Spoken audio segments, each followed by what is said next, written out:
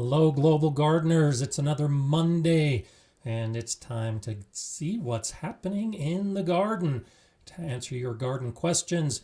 And today we're going to start talking about garden planning, some tips and tricks and ideas, because it's never too late to plan your garden. In fact, I think garden planning is almost a daily event. I can't think of a day that goes by that I'm not thinking about something that I want to do in my garden, with my garden, to my garden, and of course all the plants in the garden. So those are some of the things we'll be talking about today. Let's give a nice shout out to Laura Fry from Idaho, Susan Baker from Florida, Eggnog Brownies from Missouri. Of course, we've got our fantastic moderators, Jay and Heidi, that are with us today. Hello to Patricia Barr. And I want to go ahead and start because I've seen a little bit of discussion back and forth on this from Garcia Boy 80. About half my onions were left too close to the grow light and the tops look like they're burned. Should I trim them off or will they come out of it? They're about 4 inches tall. They're going to be fine. If you and this holds true for any plant. If you have it too close to the lights, there is a likelihood that it can get burned depending on the lights you're using, and there can be damage. Onions are one of those plants that's just so tough that many growers actually intentionally cut the young seedlings. And so I saw Heidi comment to this, and she's exactly right. A relatively common practice is when the little onion seedlings get to be about 5 inches tall, you cut them back to about 2 inches tall.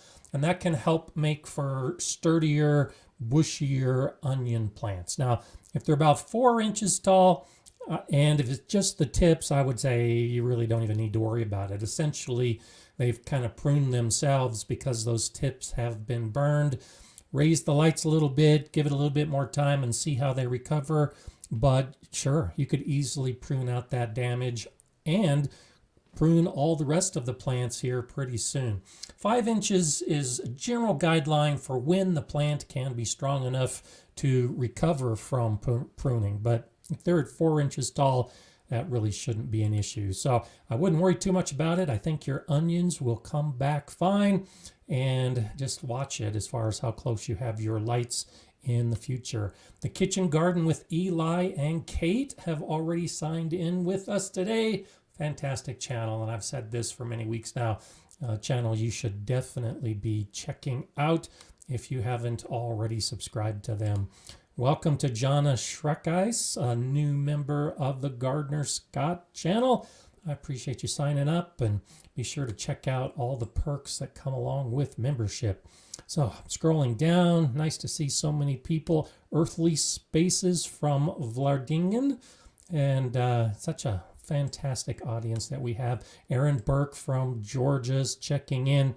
I think it's so good that we just have this regular Monday that we can get together and talk gardening. And there's Mage Gray Wolf. Still think it's awesome. My neighbor came over last week to ask me advice on gardening. Even more awesome, I was able to answer his questions.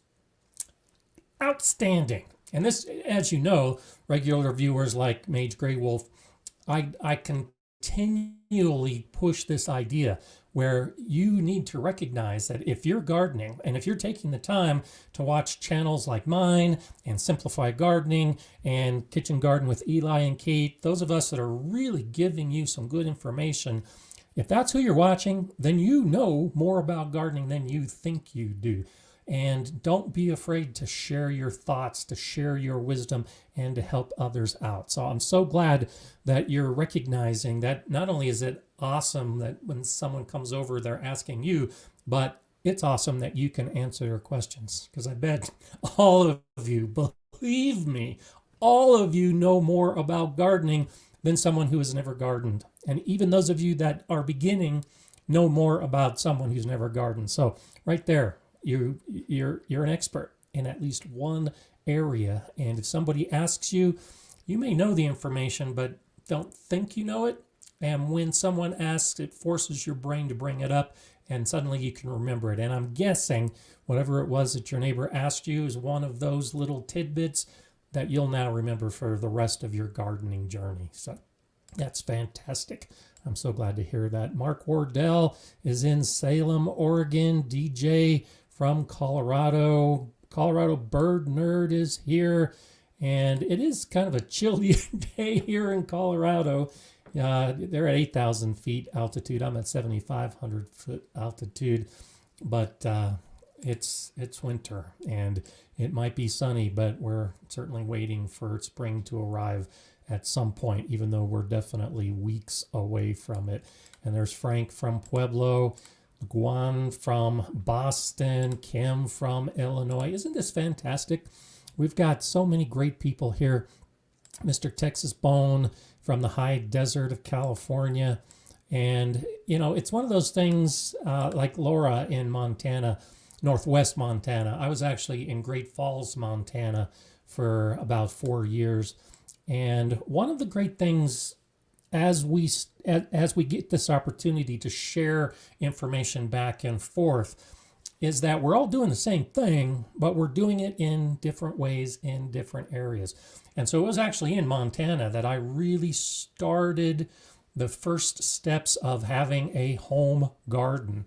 And that was almost 35 years ago now. And that was the very first time that I actually had a home to have a garden in and prepared a space. I had no idea what I was doing.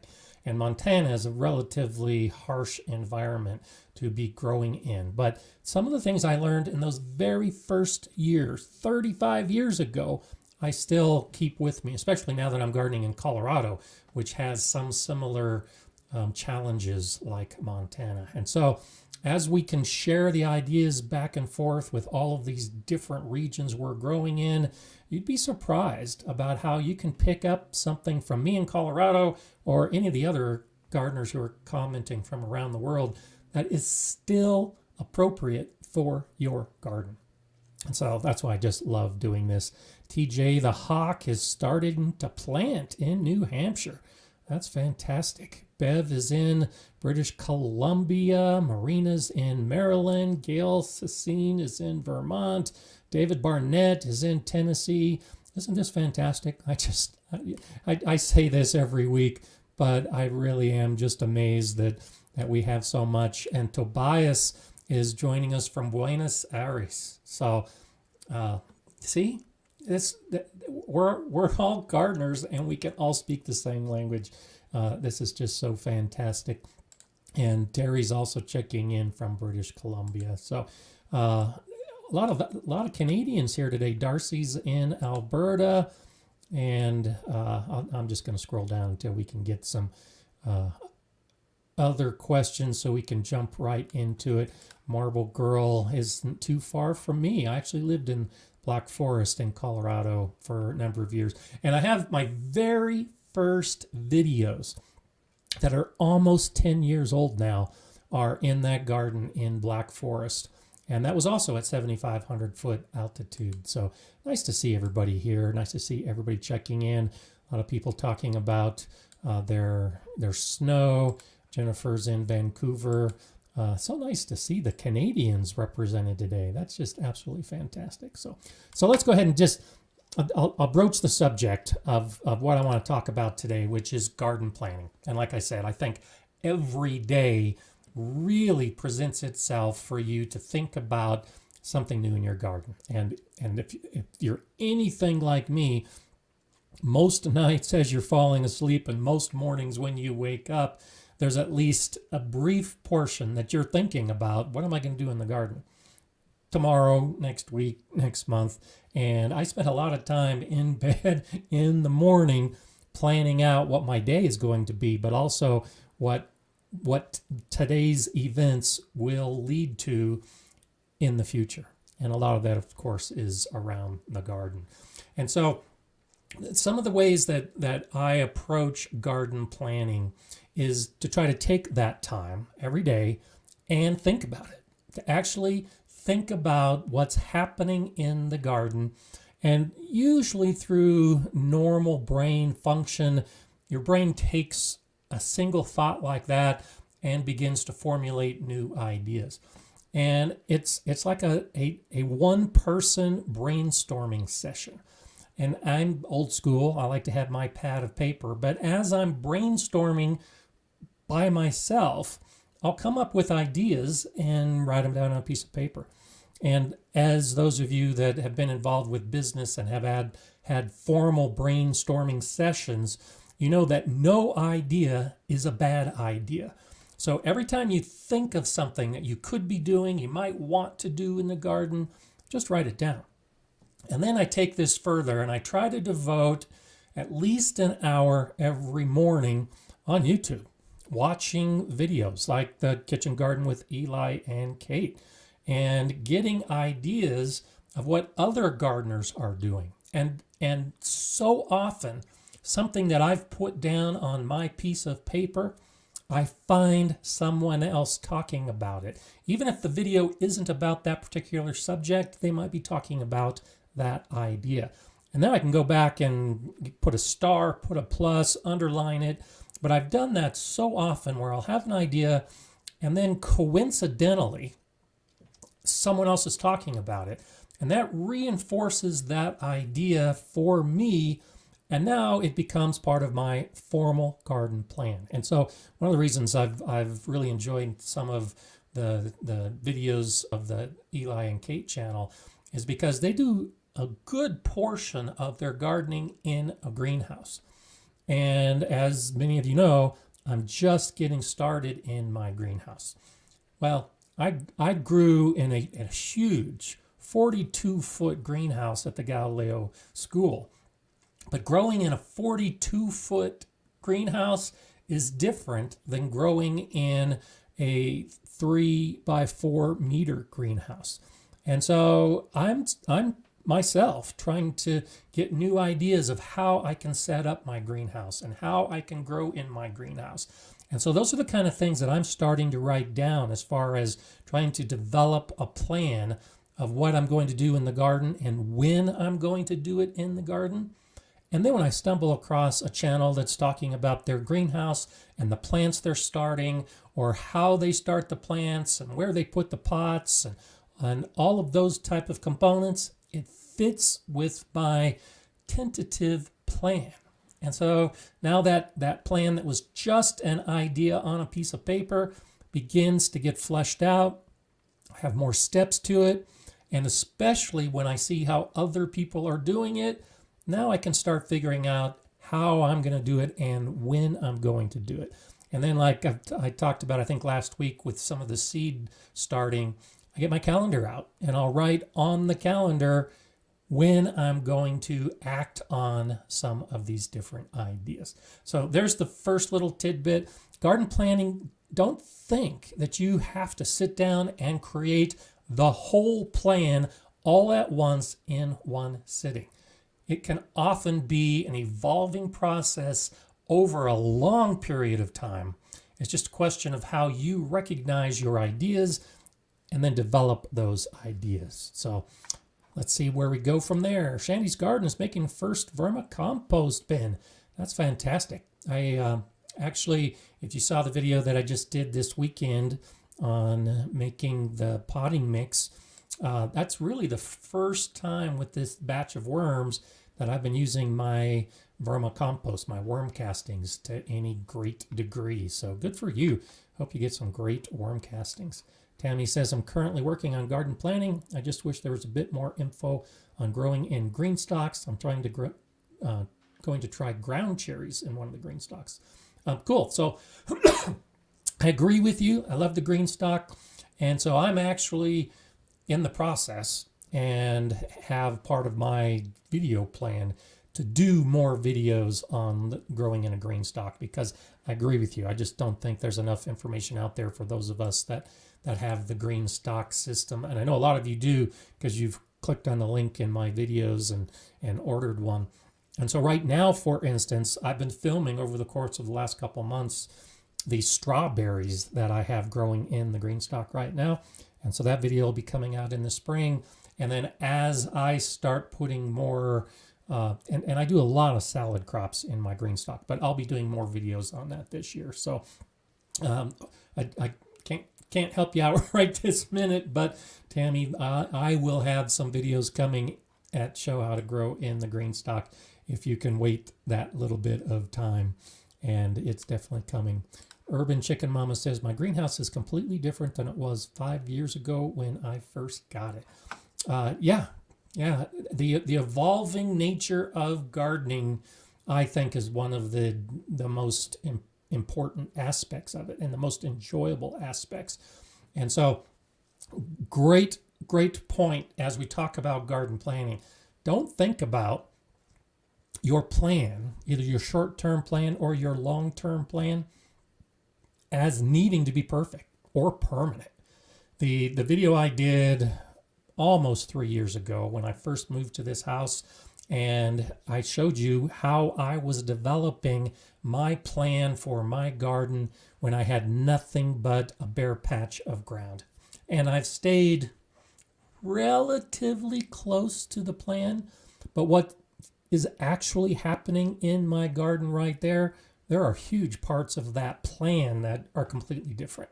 And they'll continue to evolve. Even some of the things that I've already put into the garden that match the plan, I've already changed up. So that doesn't surprise me that in 5 years in a greenhouse or in the garden, the plan changes and how you do things change. So be flexible. I think that's an important part of planning as well, is to be flexible and accept that the plan's going to change. And if you're anything like me, and I'm guessing a lot of you are, I'll develop my plan for what plants are going to go into which beds and how many seeds I'm going to do. And I do this every year. So I'll plan out a bed, and in that bed, I'll do 2 rows of Swiss chard. I'm trying to remember one of the beds I did this last year.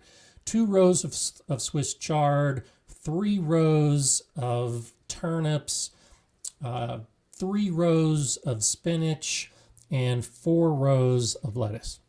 And then when I get out to the garden and actually start doing it, well, I may end up with 3 rows of Swiss chard and 1 row of turnips. Because as I'm putting in the turnips, I realize, oh wait, I've got this other bed that I'm also doing turnips in, and I don't need that many turnips. So I'll do more Swiss chard and I'll do more spinach and less turnips. And that's a spur of the moment, as I'm putting the seeds in the ground type of modification.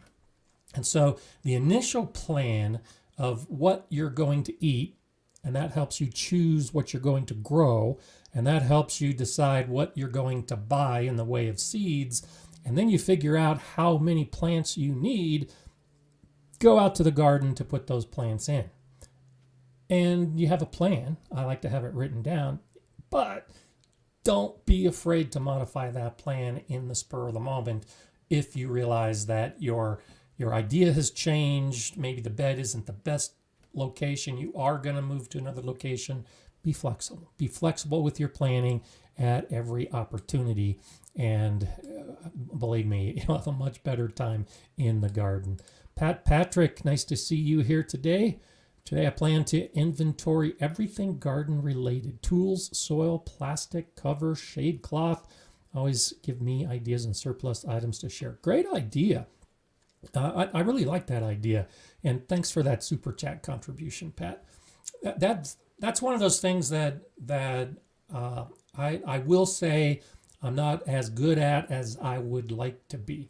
I don't, even though I encourage it, I think it's a great idea to spend a day to inventory. I tend to inventory as I'm developing my plan. And so as I decide how many plants I'm going to start from seed, then I'll go down and check and see how many pots I have to do. And then as I decide what I'm going to go out 2 months later and start in grow bags, then I'll inventory how my grow bags are. So I tend to do it over a period of time as it matches what I'm thinking about. But I like your idea. I think that would actually make more sense to inventory how many pots you have, how many grow bags you have, how many bags of potting soil, whatever it is you're going to use.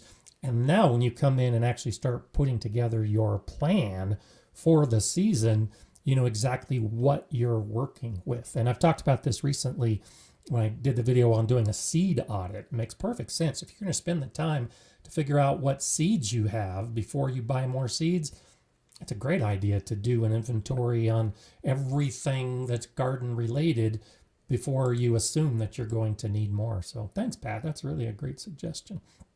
Okay, yeah, and Rob's allotment channel says, I start with plan A and finish on plan Z. Absolutely.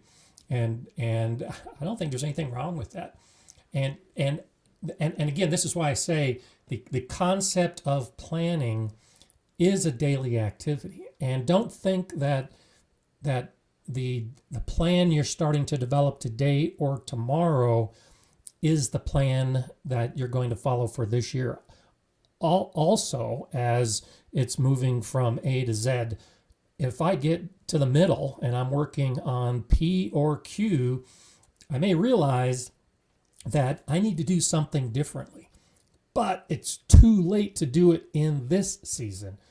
Now I need to think about doing it next year. And this is where the garden journal comes in, is that as the plan evolves and as things change, it may be too late to make the modification for this year, but you can still make the modification for your plants next year, as long as you write it down and you don't forget what it was that you wanted to do. So Hera Bossini is checking in from Rhode Island. Nice to see you here. Yeah, and a Stony Gardener. So ground cherries, depending on the ground cherry variety, can grow a bit like a tomato. They can actually have a thick stem, and they tend to be sprawling. If you have a relatively, well, I did it this last year. So the video I did on the new GreenStalk leaf tower, in that video, I show the plant supports that GreenStalk now sells. And so if you haven't seen that video, check it out, because that, and I didn't even think about mentioning it when Tammy first had to comment, but that was my first thought, is you can grow indeterminate tomatoes, and you can grow ground cherries in a GreenStalk system. The problem is they tend to sprawl and just kind of take over the space. But if you consider those supports, that it's like a trellis system that you can actually put on the GreenStalk, then I think it's doable. So I agree with you, Stony Gardener, that by themselves the plants might be a little bit too big for the GreenStalk. But if you were to grow one plant in one of the individual cells, and if you had support, and if you pruned it, because you can prune ground cherries like you prune tomatoes, then it is doable. And you can see some of that on the GreenStalk website. They've got pictures with tomatoes and peppers and cucumbers and lots of those bigger plants. But it does take more timing, and there aren't a lot of videos out there that show you how to do it. So I think maybe I'll have to add that to my list. And I grew some cucumbers last year, and they did okay. So maybe I'll do some more videos on how you can do some of that as well, because I do like the GreenStalk system. It really is a nice way to grow just outside your kitchen door, which is what I'm doing. Eggnog Brownie says, I'm planning to use some halved plastic 55-gallon barrels for containers / raised beds this year. Would it be okay to fill them mostly with the Hugelkultur method, even though worms won't have access? Sure. And I would say you'll need to drill holes in the bottom. And so go ahead and drill some 1/2 inch or 1 inch holes, and you'll be surprised. I bet the worms will find those barrels. I've had that happen before, where I was growing in a container with holes drilled in it, and then went to transplant something, and there's a worm in the container, and it had to have come from the bottom. So yes, I think it is okay to use a Hugelkultur method, filling them with some sticks and branches at the bottom. But if you drill holes, don't be surprised if the worms don't come. Or if you find worms, I've done this a lot too. You find worms in other beds, go ahead and introduce them to your container beds, and they'll end up populating that space and helping to break down some of that organic material in it. So that can be a good plan. I've got a wine barrel, half of a wine barrel that I'll be doing some growing in, and it's wood, but I'm doing the same thing. I'm drilling holes in the bottom of it so that earthworms and anything else can traverse back and forth from the native soil to the container garden. So Agatha Velvet says, you haven't aged in years. You must be doing something right. I appreciate that. I mentioned those videos that I first started doing 10 years ago. If you go to my channel page and click on those very first videos, you'll see that I've aged a bit in at least the last 10 years. So I appreciate that thought. I do try to stay fit and well, but I can see the aging that's happening. That's nice to say, and let's hope that we can continue without too much aging, all of us, over the years. Lewis is saying, I just received my strawberry starts from Stark Brothers. Isn't it still too cold to put them in the ground? And so one of the things with strawberries that you'll get, and Stark Brothers is usually pretty good, and so it might be okay for you, Luz. You're in a warmer region than me. The trees, if you buy asparagus, if you buy strawberries that are delivered in late winter or early spring, they're going to be dormant. And so putting them into the ground during dormancy is exactly what they're intended to be used for. And so with strawberries in particular, as long as you get the right kind of strawberry for your region, my 5B zone, my strawberries are actually still green. The strawberries I have in my GreenStalk tower, I still have green leaves on many of those strawberries. It's a very durable plant. If it's dormant and you put it into the ground when it's cold, then the plant will stay dormant. And then as soon as it begins warming up, it'll break dormancy and begin growing. And this also holds true with the fruit bushes and the fruit trees and the asparagus and everything else that's dormant. A key component is your soil. If you can't dig into your soil, if your soil is frozen and you can't get a trowel in it, then yes, it's too cold to start putting those plants in the ground. But if you can work in the soil, if you can dig a hole, then you should be able to put those dormant plants in without really any issues. And mulch it. The mulch will help moderate the soil temperature so that that plant stays protected. Don't cover the crown because you don't want it to get wet and rot when you're talking about strawberries. But if you can dig a hole for those strawberry crowns, then it should be okay to put them in your garden. If you're extra concerned, go ahead and cover them with plastic over hoops, or with the milk jugs with the bottoms cut off to make like a cloche and a little mini greenhouse over those strawberry plants.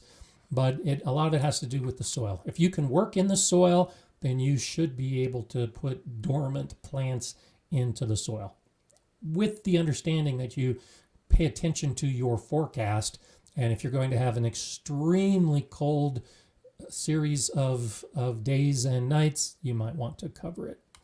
Laura's saying, my garden on paper this year is more than twice the size of last year's garden.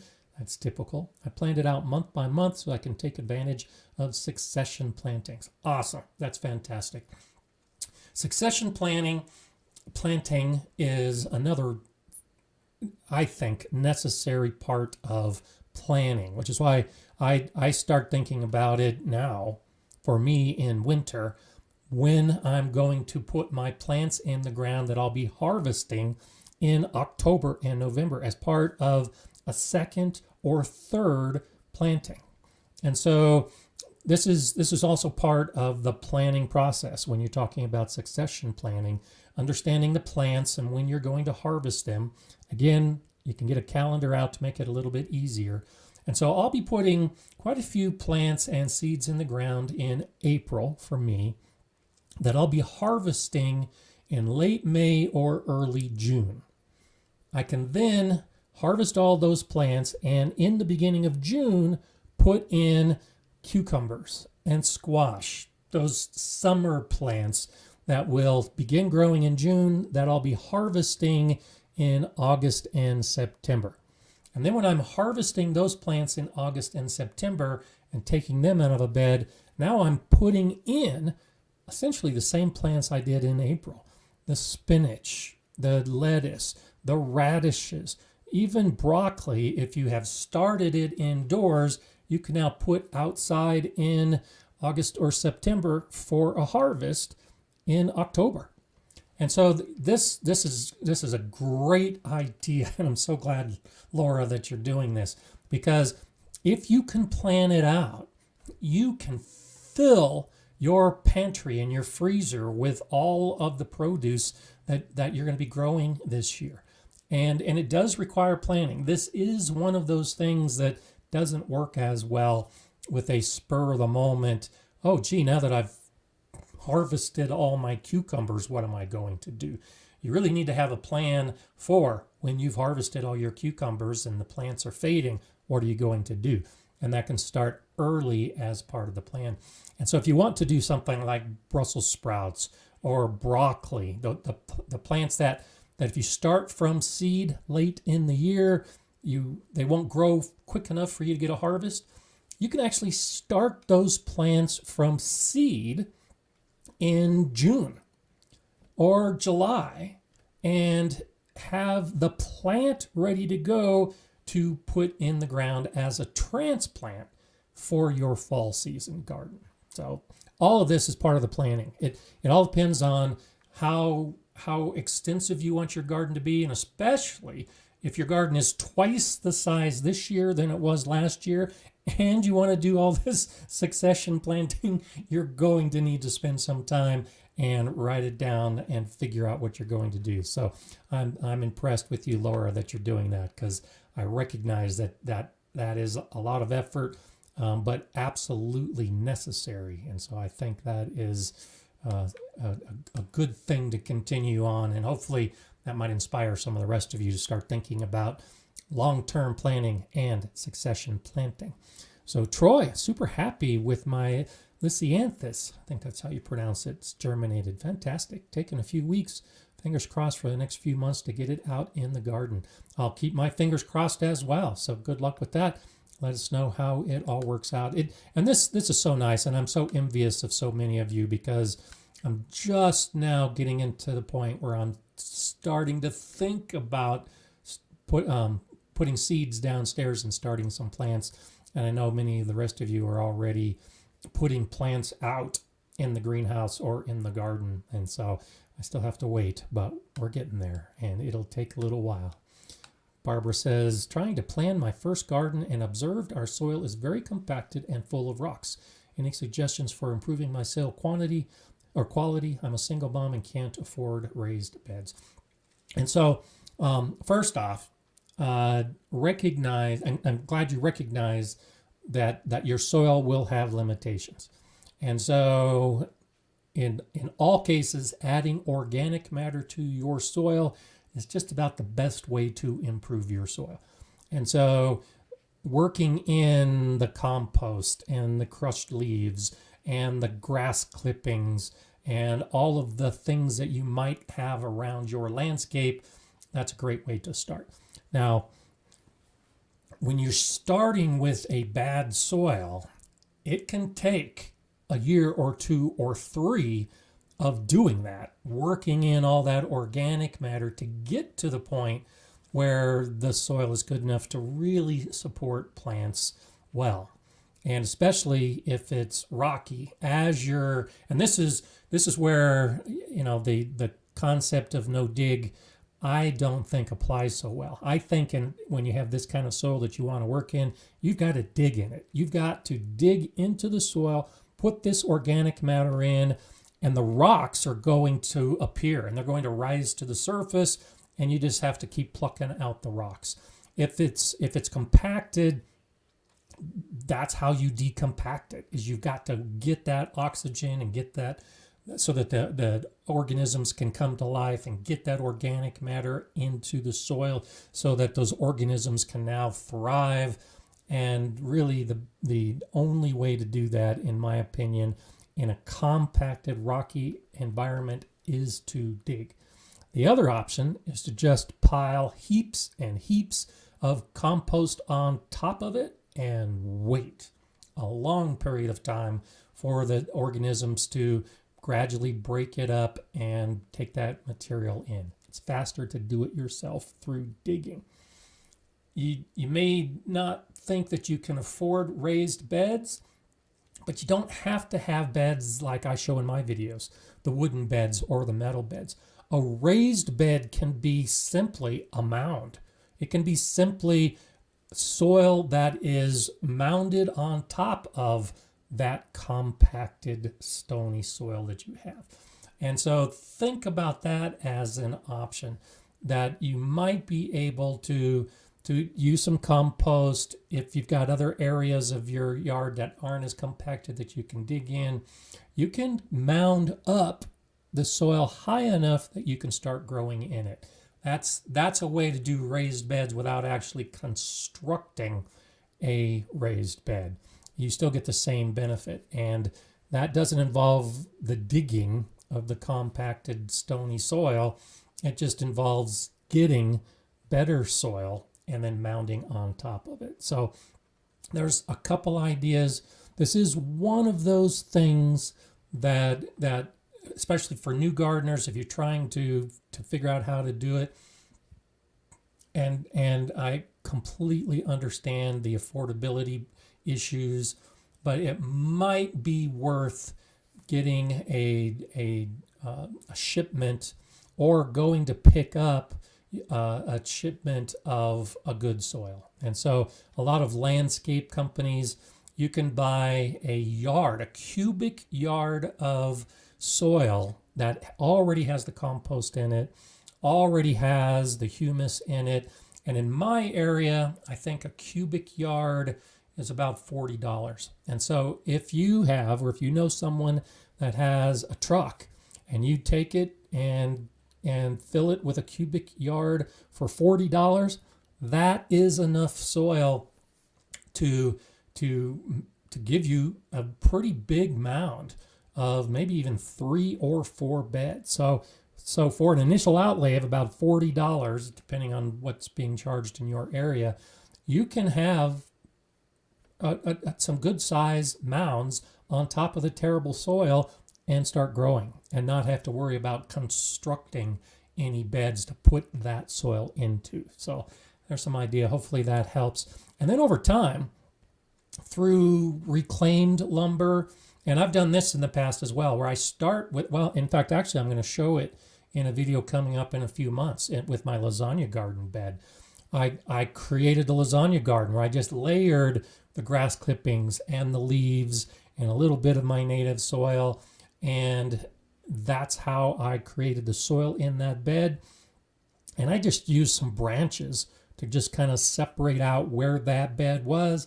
Now I'm going back and putting sides around that area to actually create a formal raised bed. I'll be using concrete, and I'll show you how I do that in that video. But that's an option. You don't have to start with the sides in place. You can start with lasagna gardening or buying soil in bulk, and then when you can afford it and you have the time, you can add the sides later on if that's something you choose to do.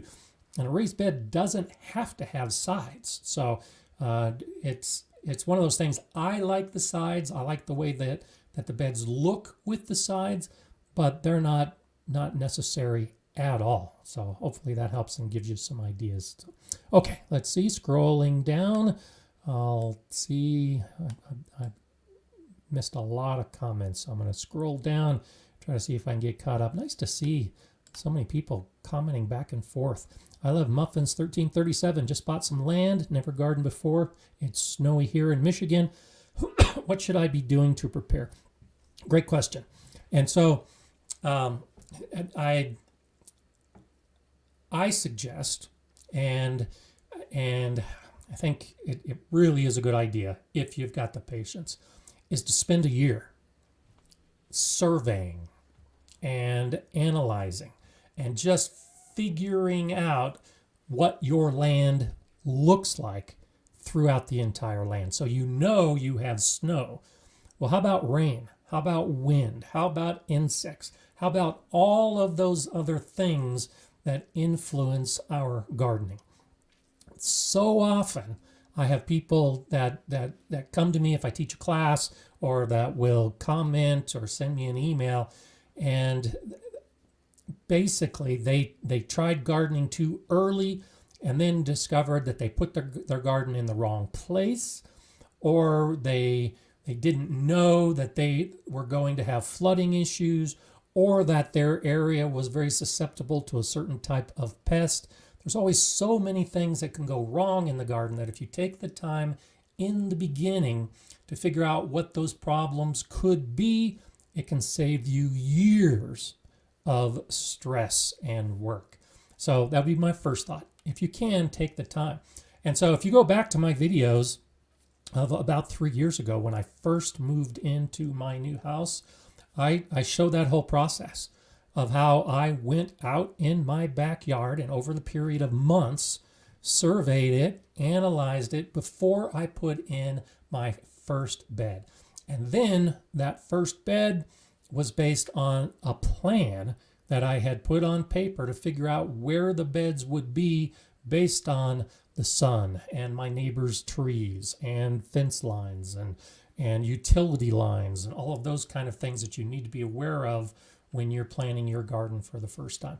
And so I show that whole sequence in videos of the last 3 years as I've been building out my garden. And as you'll see, if you watch those videos, I'm regularly saying, take your time, start small, and figure out what you have in your landscape or on your land before you act too quickly. Because by acting quickly, you really can screw things up for years to come and have to undo what it was you did. So take some time and start small. You can still garden in this first year, but start small with just a couple beds as you're figuring out all of these other factors. And that would be my biggest advice. Now, if you want to start big, go for it.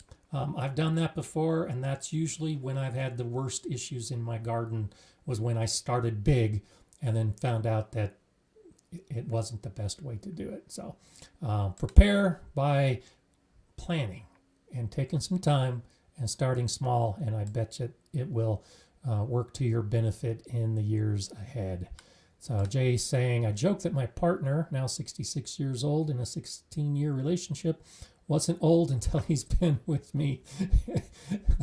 That's good. And I know this is in reference to how young we all may look over a period of time. It's very insidious, but that's funny. I like that idea. Dwayne's wondering, can you successfully grow strawberries or blueberries in containers? Absolutely. And so like I'm talking about with the GreenStalk, I'm growing the strawberries in the GreenStalk right now. And we've had very cold days and very cold nights. And even right now in the middle of winter, the strawberry plants are actually still growing and staying green in a container. And so you can definitely do that. I, a week and a half ago, bought the pots that I'll be using for my blueberries. And so I'm waiting for the weather to warm up a little bit, but within the next couple weeks, I'll be creating the soil, the acidic soil for the blueberries that I've already ordered to put in those pots.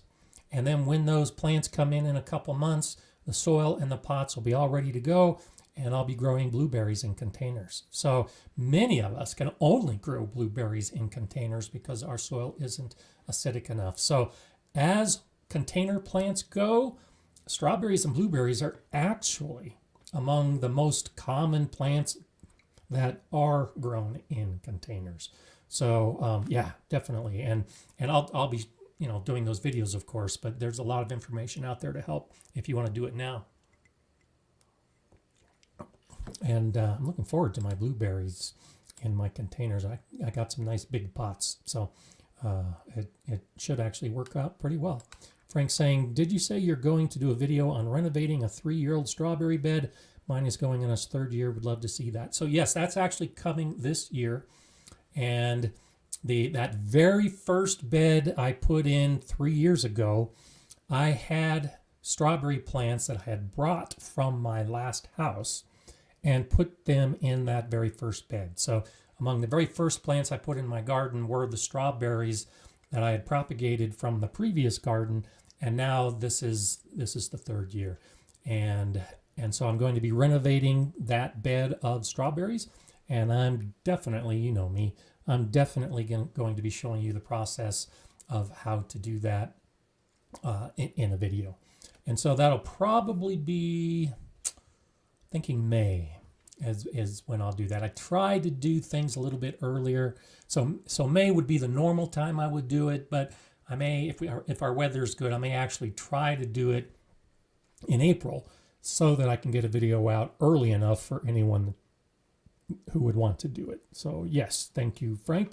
I'm glad you remember that, but yes, that's on my plan already, actually, for videos that I'm going to do. And that's why I think I have it programmed for the video to come out in May.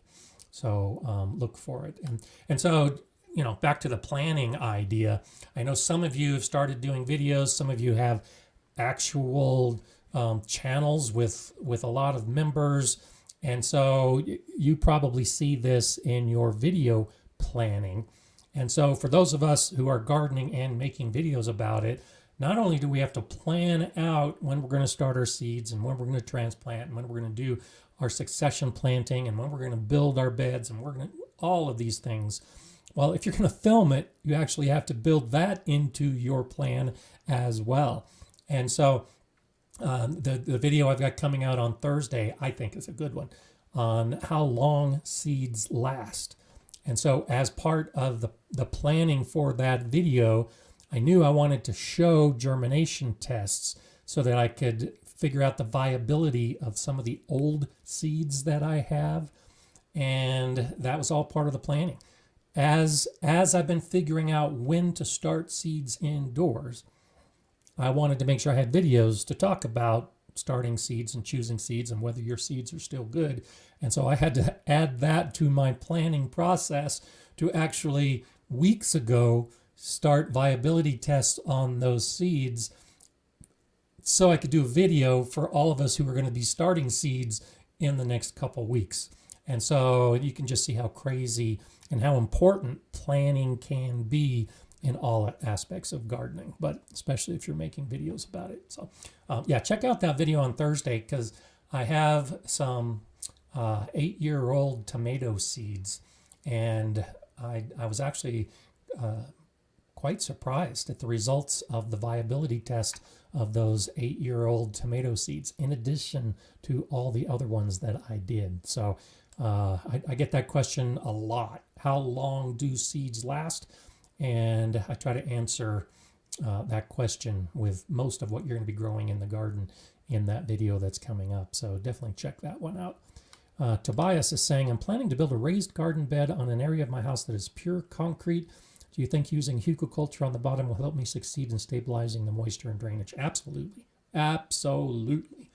My soil is compacted, and in some areas it's like concrete. It's so hard to dig into, and that's why a primary reason is my beds are as high as they are because I've got the Hugelkultur base to help moderate the moisture and to help with any drainage issues, because we get some gully wumper thunderstorms in the summer and that water has to go somewhere. Well, all of that organic matter at the bottom of the bed, all that woody mass as it breaks down is just like a bunch of sponges to soak up that water when when you're inundated by a rainfall. And then it slowly releases it back into the soil to help keep the soil consistently moist. So yes, I think the Hugelkultur base is one of the best ways to actually stabilize moisture and drainage in any raised bed, but especially in an area where you've got compacted soil or concrete. You might also consider drilling some holes in the base just in case that it overwhelms what that material can absorb, just to give some outlet. And there's a couple different ways you could do it with tubes or just drilled holes or whatever. I'll let you figure out the engineering.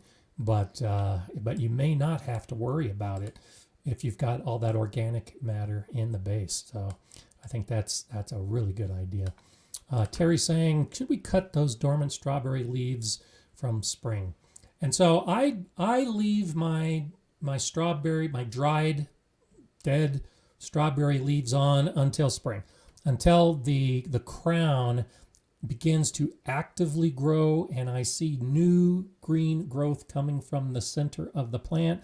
And that's when I prune off the leaves. Because in my area, we can get late snowfalls, we can get cold nights, all the way up to planting time for the rest of the garden. And so those dried leaves help insulate the plant over the winter and early spring. And so I leave them in place. Once it starts growing, that's the time to take those leaves off. And I do go out with my hand pruners, but I'll just take my glove and just kind of shake the head of the strawberry plant, and that's usually enough to break off those dried leaves. The leaves that are actually on the plant when it's shipped may look dead, but they may spring back to life. And so I don't prune the dormant plants when they arrive. I go ahead and plant them with whatever leaves might still be on that plant. And occasionally some of those leaves will perk up and start growing, which is really great for, the photosynthesis and to get the root development started. And so when the plant is established and actively growing, that's when I'll cut back the strawberry leaves in spring.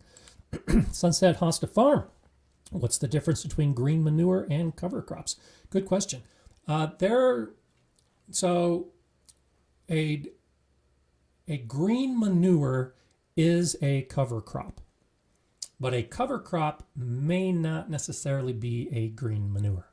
And so a green manure is a cover crop that is grown with the intent of turning that material into the soil or cutting the plant tops off and using those green materials as a mulch or possibly in the compost pile. And so the plant is being grown to use the plant material to benefit the soil, which is why it's called a green manure, because we're adding manures to our soil for the purpose of improving the soil. And there are a huge number of different cover crop plants that you can do that with, where the soil or the plant biomass will benefit the soil. But then there's a number of cover crops that are being grown for different reasons. You might have a cover crop to reduce erosion if you live in a really rainy area. You may grow cover crops that have really big, like daikon radish, for instance. Daikon radish is in a mix of cover crops that I've planted this year. And that big root of the daikon radish is intended to break apart compacted soil. So you could have cover crops like that have other purposes: to break apart soil, to reduce erosion, and they're not necessarily intended for that biomass to improve the soil. So that's the big difference. And I actually have a couple videos, one in particular where I talk about cover crops and green manures, and then I think that's from last year, and then or actually 2 years ago, and then one I did just this last year where I talk about cover crops and those different types of plants and the different purposes that they serve. So if you haven't seen those videos, check them out, because I do go more in depth as to what I just said in those two videos. I think cover crops should be used anytime you're going to have bare soil that you don't have plants actively growing in. You should have a cover crop. You should have plants growing in your soil year round of some type. Those of us that have harsh winters, the plants may be dying or going dormant, but you should have something in your beds all the time. If you don't have a cover crop, definitely have a mulch, but cover crops are a fantastic way to do it. So definitely do that. Earthly Spaces is wondering, what's the best time to be growing Brussels sprouts living in zone 7? And so it doesn't matter so much your zone. What matters is your last frost date. Your last frost date will help define when you put plants in the ground, and also it'll help define when you start seeds indoors. And so if you're growing Brussels sprouts from seed, I forget off the top of my head, but check the seed package, because the seed package will probably say to sow seeds outdoors 2 to 3 weeks before the last frost date.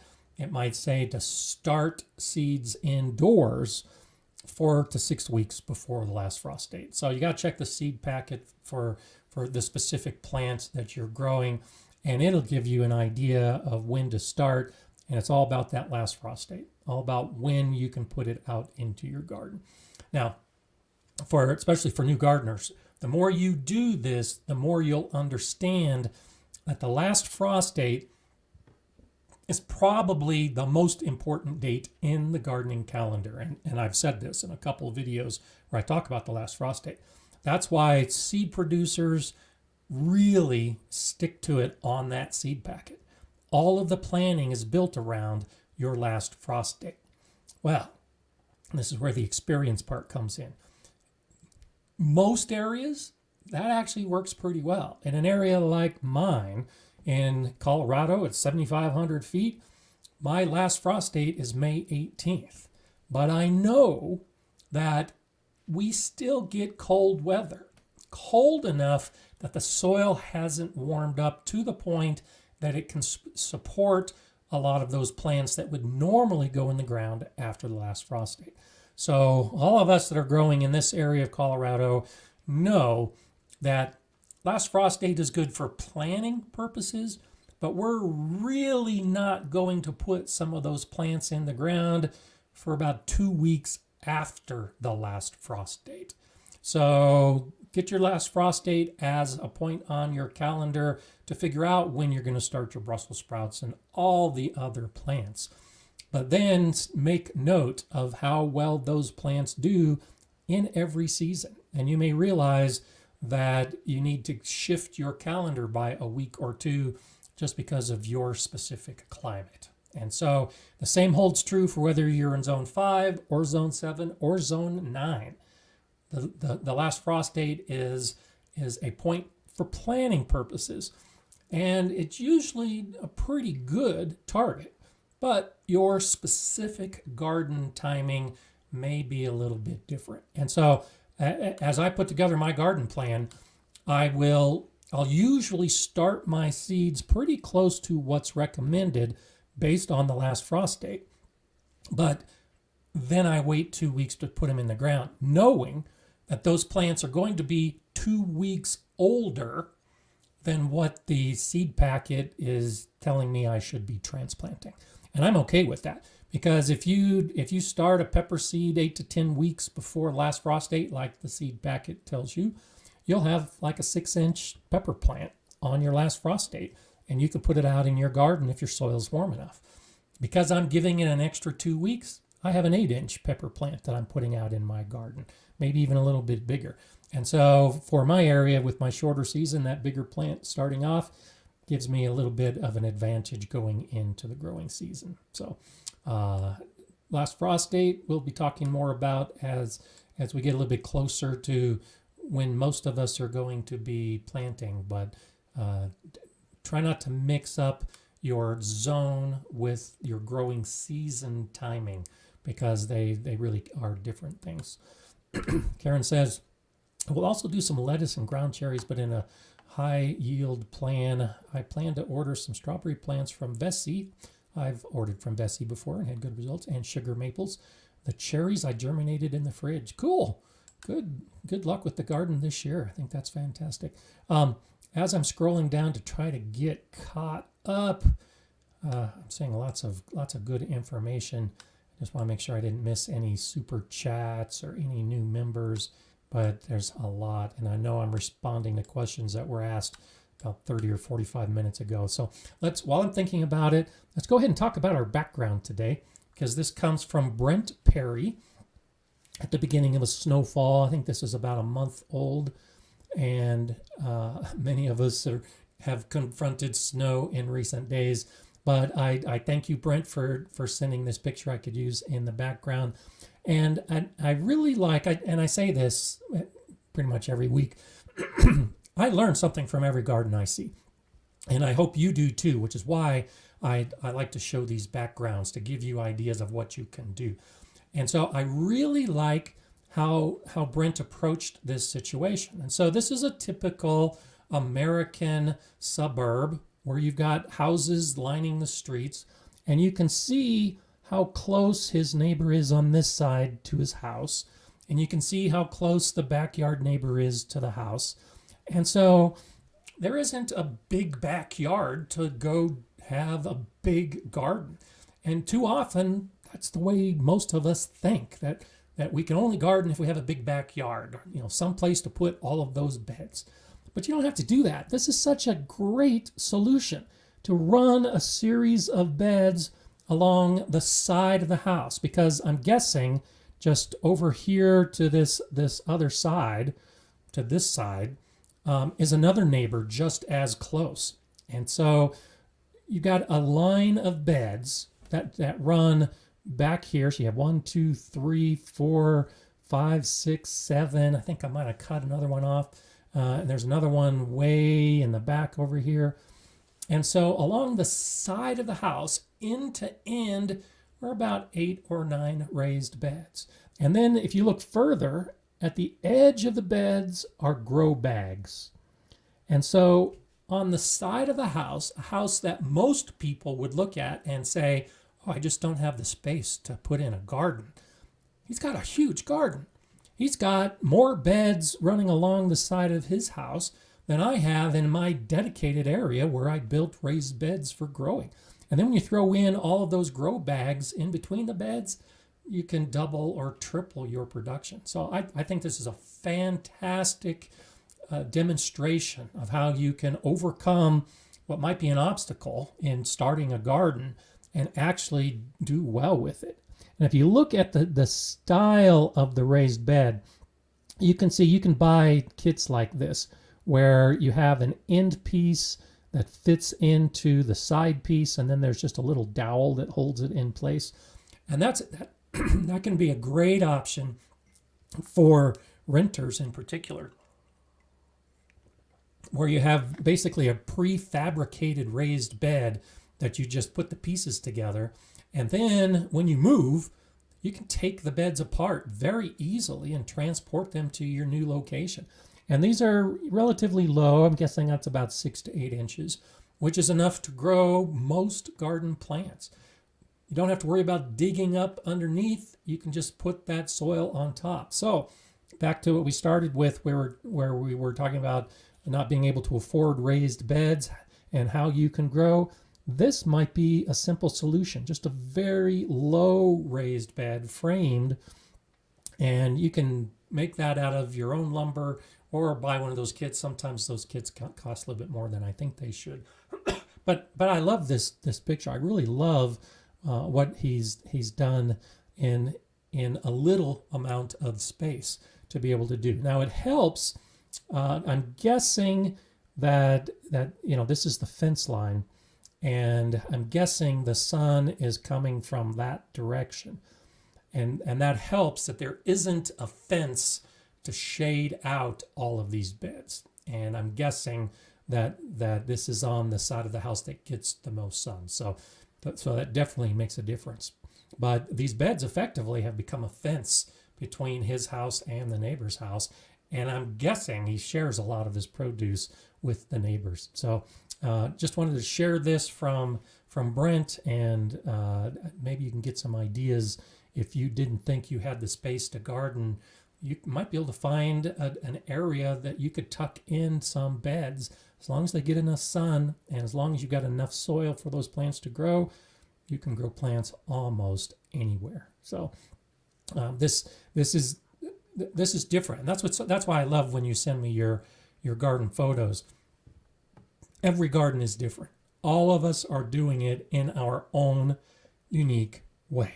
And that is just, what other hobbies can you do where you know every single time that the artist, the gardener, is going to do it completely differently than what they're being told to do by the expert, because the expert's garden is going to be different. That's just the way it is. So I think that's awesome. So if you're not using grow bags and you have limited space, throw grow bags into your mix, and you can definitely grow in some of those areas. Like some of the comments I've seen with the brand new gardeners, not sure how to start. Start in some grow bags. Start in some containers this year, especially if you're about to build a big garden. Grow those grow bags out in the space where you think you want to put your garden beds. Do that over the course of a season, and that'll really give you some good indications of whether the beds you're planning to grow in really are the best location to put those bags or put those beds. And I've commented on that recently, I think in some of the live streams and videos that I've done. Even though I waited to put in most of my garden, I didn't do this. I didn't take that step of actually growing containers out where the garden would be. And as I discovered this last year, those first couple beds that I put in during the middle of summer, when they were in full sun all day long, well, as the season changes in spring and in fall, those beds have more shade because of my shed than any of the other beds. If I had waited just a couple more months to put those beds in, I would have recognized how much shade they get in fall, and I would have probably shifted my whole garden by about 5 or 6 feet. So that may not seem like a big deal, and I can actually use it to my advantage to have an area that is shaded at different types of year when the rest of the beds aren't. But I didn't know that until after the beds were already in place. So containers can be a really great way to overcome some of these difficulties. Melissa says, this year I'm doing bell peppers in 7-gallon bags. That's great. The weird thing is I don't even like peppers. I just want to master growing them. Good for you. And I do the same thing. And I've talked about this before. You should be growing what you want to grow. For most of us, what that means is growing the plants that we like to eat, or the harvests that we like to eat. But they don't always match up. And I've said this many times before about green beans. All those years I grew green beans, and I didn't eat the green beans because the green beans I was growing really weren't that tasty. But my wife and daughter in particular loved the pickled green beans that I would make from those green beans. So I grew them not because I liked green beans, but because I wanted to master growing green beans and then use those green beans to make pickled green beans. So whatever your purpose is, go with it. But I think that idea of wanting to master a plant is a great one, even if it's a plant that you don't like eating. Do that, because if you do that with the beans now, or with the peppers in your case, with the peppers now, then you can begin to notice some similarities with a lot of other plants. So once you master growing peppers, it becomes much easier to master growing tomatoes. And that makes it much easier to master growing cucumbers. And so it just rolls from one plant to another as you become an expert, as I said in a recent video, with each of those plants that you're trying to master. So great idea, great idea. Karen says, I grow in grow bags and containers because I'm not able to dig a lot of ground. There you go. Another great reason to grow in those grow bags. Hey, there's Scott Head.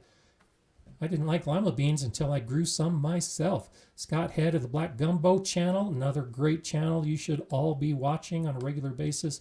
And Scott is one of those I'm jealous of because he's got plants growing in his garden right now down in South Texas. And so I think that's fantastic. I still have not made the shift to lima beans. On my list of vegetables that I just can't eat, lima beans is at the top.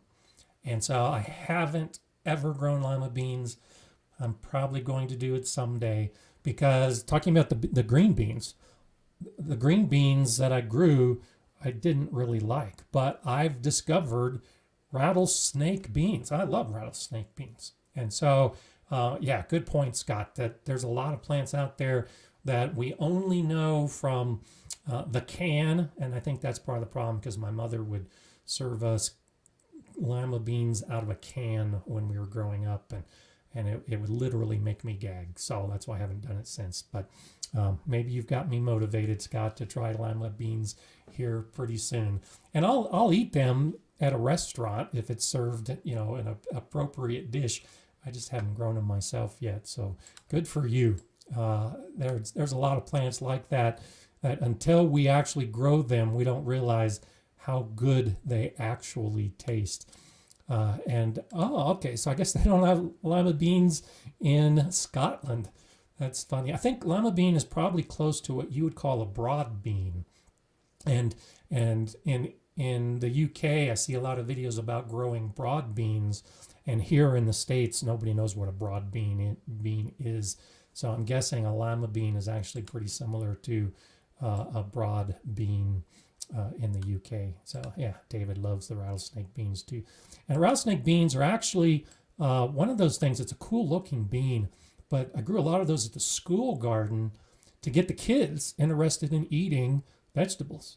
And the rattlesnake bean is just so delicious. We would actually harvest and give it to the kitchen, and the kitchen staff would cook up the beans for the school lunch. And on any given day in just about any school in the world, if they serve green beans for lunch, no kid eats the green beans. But they couldn't serve enough of the rattlesnake beans. They were eaten every day that we had them to serve in the school kitchen, whereas regular green beans nobody likes.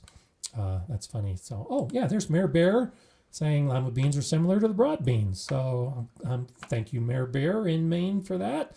I've assumed that, and so there you have some substantiation for my assumption as well. S. Popat, do grow bags need specific soil mix? Because mine did not hold water last year. Have you already talked about this? I have, actually. I just talked about it in the video that I did this weekend. So the video that, the video that came out on Saturday, I specifically talk about using different kinds of mixes for different uses, among them containers.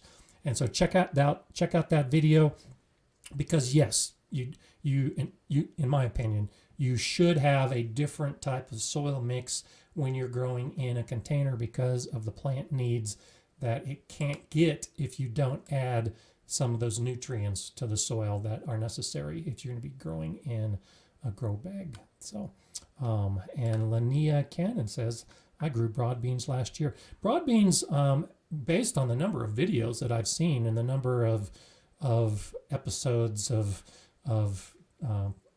some of the TV shows that they have in the UK, broad beans are quite popular. It's just one of those things that we just don't know here. So similar plants in different parts of the world, but it's one of those things that it may be similar. It may look similar. It probably tastes similar. We just call it something different because it's a different country. So there you have it. So yeah, Scott, definitely try the rattlesnake beans. They're a beautiful plant, and the bean it really is delicious.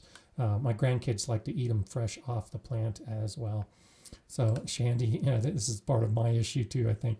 I used to get punished so bad when I didn't finish my peas that I would actually fall asleep at the kitchen table. I've learned from that to never force feed my kids. And so peas are very high on the list. Though, since I've started growing peas, I eat peas now. And the only peas that I'll cook are the peas that I grow in my garden. And I've actually ordered peas in restaurants in recent years because I grow peas. But when I was a kid, and yeah, my father was the kind that you don't get up from the table unless the plate is clean. And if it's not clean at dinner, you eat it for breakfast.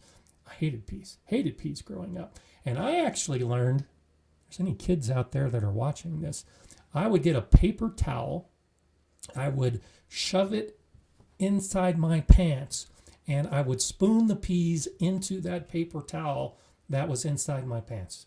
And it looked like I was eating all my peas, but then as soon as dinner was over, I'd go to the bathroom and flush all those peas that were stuffed down my pants down the toilet. I don't think I've ever told anybody that before, but that's how much I disliked peas, because I was punished if I didn't finish my peas, just like you. So that's funny that some of us of a certain age maybe have those kind of memories from our youth. So I never forced peas on my kids.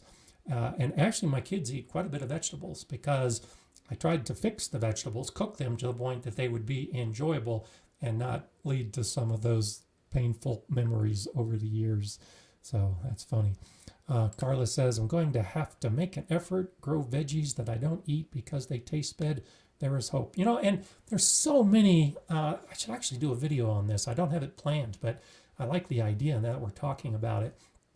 Beets are another one of those that I couldn't understand why people liked beets, because they just didn't taste good. Well, that's because every beet I'd ever had came out of a can. But now beets are among my favorite plants to grow.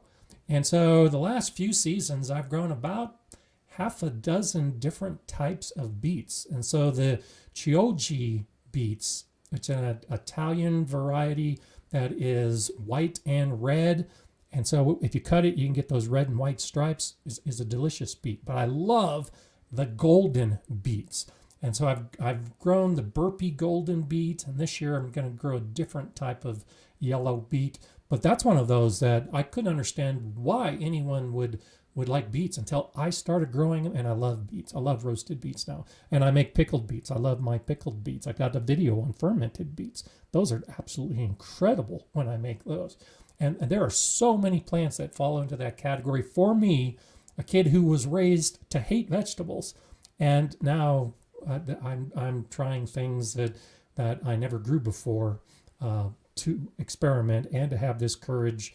Like you say, Carla, you have to make an effort to make that shift. But when you do, it can be great. Now, I don't like everything that I grow, and there's been a lot of plants over the years, even some of the tomatoes, and it's almost hard to find a bad tomato that you grow in the garden, but I've grown some tomatoes that just weren't that good. And I've had some peppers that just weren't that good. And a lot of other plants out there that just weren't that good. Well, you don't know until you try it. But the list of plants that are just fantastic just so outnumbers those few plants that just don't taste good or bring back that painful memory of childhood.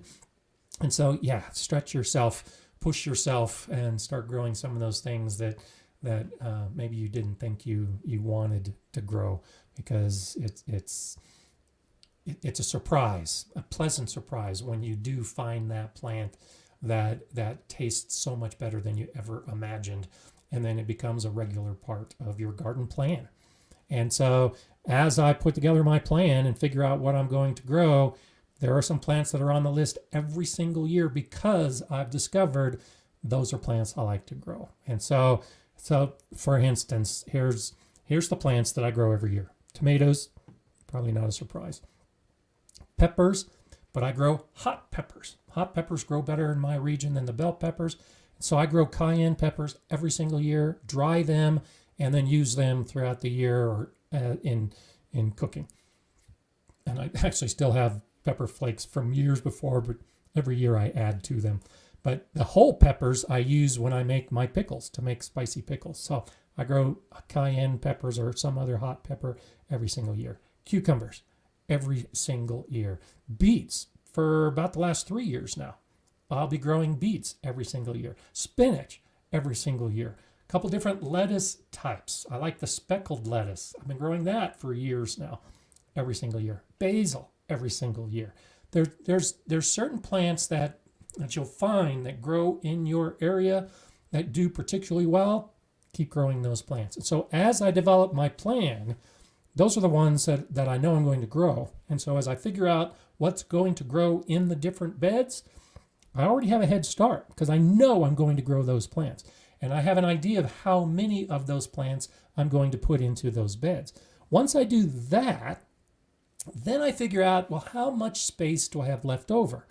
After I've put in all of the tomato and the cucumber and the squash, butternut squash is another plant I grow every year. Once I put in all of those plants, how much space is left over for me to now add the second tier plants? So carrots, for instance. I'll usually grow carrots, but not necessarily every year. If I've got space in a bed and I'm not sure what to do with it, well, then maybe carrots will be the one to go in that particular spot. And so as I fill out the beds with the plan for what plants are going to go in it, then I get to the point where I have a bed with space, with no idea of what I'm going to put in it. And that's where the experimentation comes. That's when I put in a plant like a broad bean or a lima bean, where maybe I wasn't planning to grow it, but as the plan has come together and as I figured it all out, there's space. I don't need to grow any more cucumbers, or I don't need to grow any more rattlesnake beans. What am I going to grow in that space? Well, pick something from that third list of plants, the ones that you haven't tried yet, or you want to experiment with. And that's one way to fill out your garden plan with those the concept of the plants that definitely go in the garden, the plants that are likely to go in the garden, and the plants that fall into that category of they'll only go in the garden if there's space after everything else is planned. So maybe that'll help as you try to figure out what you're going to put in the garden this year. And it works for me. And again, sometimes that changes. When I'm putting the seeds in the ground and I realize I really don't need that many rows, it's not unusual for me to go back in the house and grab a seed packet from that third category where, gee, I wasn't planning on growing these plants this year, but I'll go ahead and do it because I've got the space to do it. All depends on how much room you have. And especially if you've got grow bags, you can go ahead and create the space for some of those plants that may not fit in the regular beds that you're actively growing in. Connie's saying you need to discover using Tulle to keep the bugs off. Great for brassicas and lettuce. I haven't done that before, so thank you for that suggestion. I'll have to start looking into Tulle. And you guys are great for this. So I think it was last week we were talking about hedgehogs. And so at the end of the episode, I actually spent some time learning about hedgehogs. Hedgehogs are fantastic in the garden. I could understand why someone would want the hedgehogs and also work to rehabilitate hedgehogs in the area. And so I didn't know that much about hedgehogs until it came up in conversation in a live stream. So here we go with Tulle. I'll have to spend some time today learning more about Tulle and how I can use it to benefit me in the garden. Thanks for that suggestion. So NY Unix Guru says, I'll do my carrots mainly in my earth box root containers. And that is on my plan of videos to do this year, not in an earth box, but to show that as an option. I'll be doing carrots in containers this year, and I'll be making a video about that. That's one of those videos that'll come out really late in the year or maybe early next year, because I'll show the whole process. I'll sow the seeds, I'll thin out the plants, I'll mulch, I'll grow, and I'll harvest, and that'll all be in one video. So that'll be a video that takes 4 or 5 months to make, but be aware that that's what I'm doing this year with my carrots, because I've recognized in the past that carrots kind of screw up my succession plan. Carrots can take longer than a lot of the other plants I'm growing in that bed at the same time. So in the spring, you'll sow the spinach and the lettuce and the radish and the carrots at the same time. But you'll have harvested the spinach and the radish and the lettuce long before the carrots are close. And so now what do you do with the rest of the beds? You have to figure out your succession plan for the rest of that space to put plants in. And I'll usually put in the cucumbers or the squash in a bed like that. But at the end of the bed are the carrots.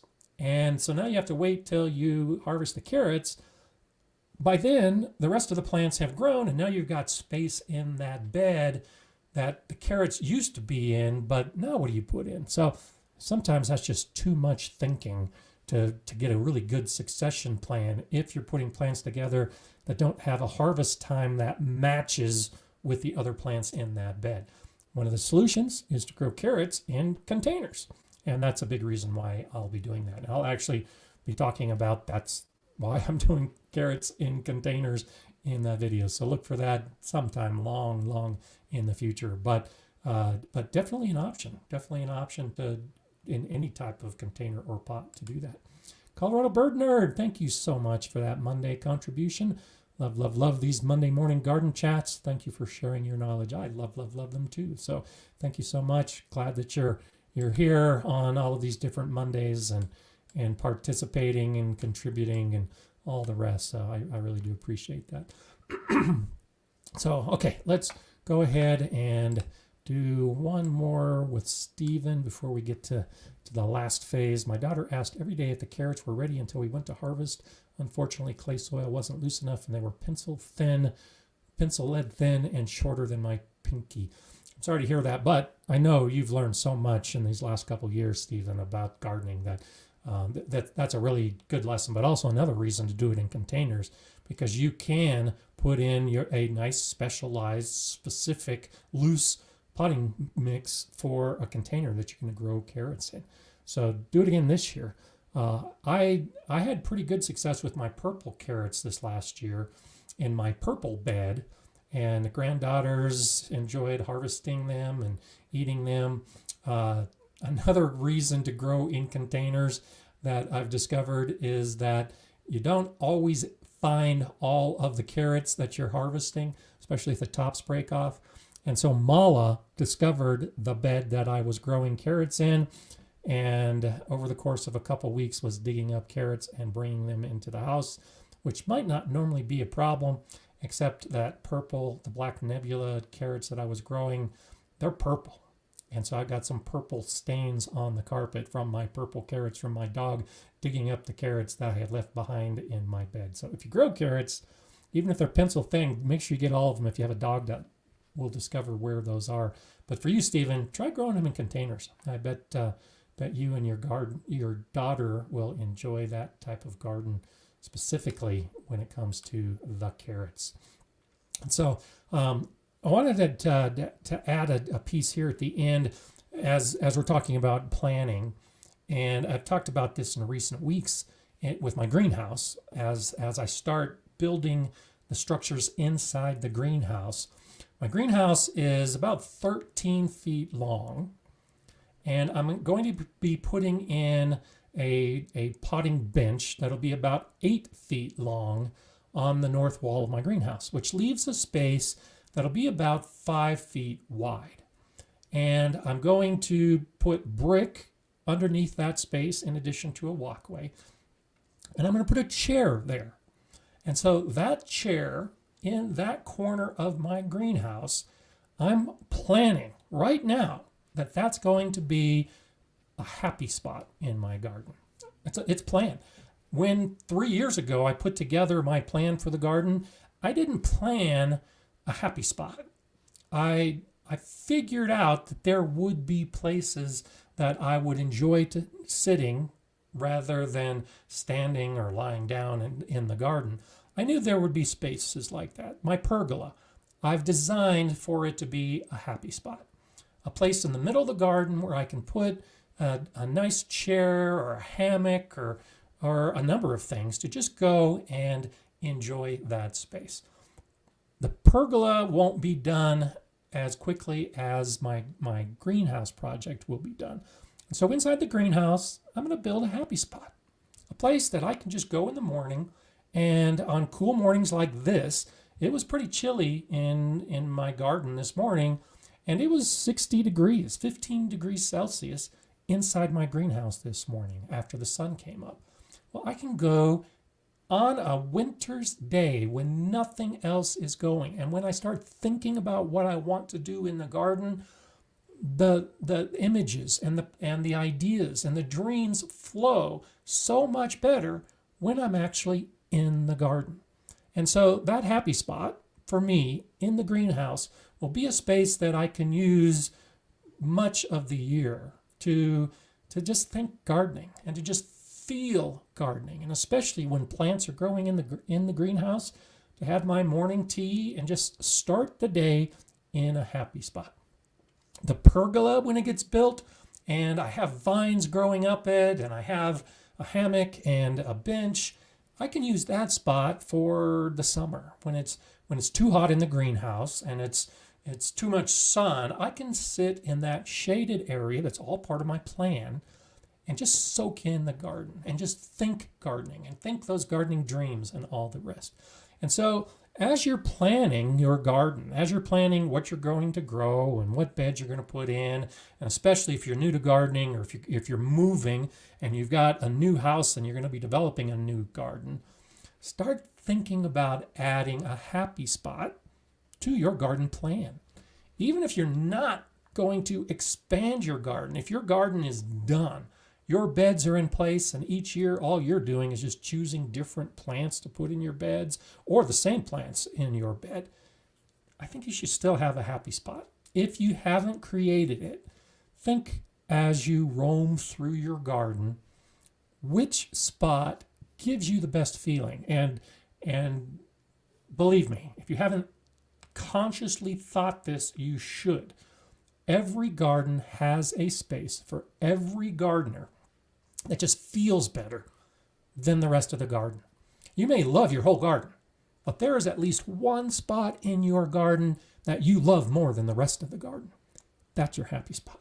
So put a bench there, put a chair there, put a log stump there, put something to designate that space as your happy spot, and you can go sit there and have your morning coffee, whatever it is you choose to do in the garden and you need a space for, do it at your happy spot. And I think if you have one happy spot, like I said, I'm going to start with my greenhouse, it will lead to a second happy spot. And before you know it, you're going to have a whole bunch of happy spots in your garden. The botanic gardens that I've started touring recently, they have a number of those kind of areas built into these big city botanic gardens. Just little corners with a bench that might only be big enough for 2 people. And so you've got this big garden that's acres and acres of plants, but there's little secluded areas that's just big enough for 1 or 2 people to just sit and be happy. That's what a happy spot is. So if you don't have it yet, do it. If you have one, add another. Be happy in the garden, and that way you'll just keep coming back. And when you keep coming back to the garden, there are a few things better than that. Hope to see you here next Monday, same time, same kind of discussion with new ideas and new answers. And I hope you have a great gardening week as you're figuring out where your happy spot is going to be in this next season. I'm Gardener Scott. Enjoy gardening.